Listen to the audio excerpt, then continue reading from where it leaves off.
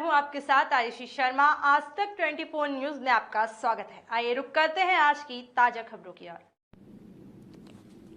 Kalimela block मालाबारम panchayat एवी 88 मलकानगिरी जिला नवरंगापुर के सांसद रमेश चंद्र मांझी, पूर्व विधायक मुकुंद सोधी, पूर्व विधायक मानस मटका मिजुला, बीजू युवा पार्टी के अध्यक्ष अदामर आबा, सरपंच दुर्गा माडी, पूर्व ब्लॉक अध्यक्ष मलपा समाज में अंतर्राष्ट्रीय जय मां काली फुटबॉल नेशन की शुरुआत की गई। अतिथि थे सेवी और एमवी 88 जय मां काली इंडोर फुटबॉल टूर्नामेंट समिति के अध्यक्ष डी विश्वनाथ रेड्डी और सभी समिति के सदस्य प्रमुख रूप से उपस्थित थे। टूर्नामेंट 7 दिनों के लिए 8 टीमों के साथ खेला गया था। फाइनल मुकाबला छत्तीसगढ़ टीम के विजय बरियास और राउरकेला के बीच हुआ। विजेता टीम को क्रमशः 50,000 और 30,000, विजेता को 30,000 और उपविजेता टीम को 30,000। खेल प्रेमी इस मैच को देखने के लिए मौजूद थे।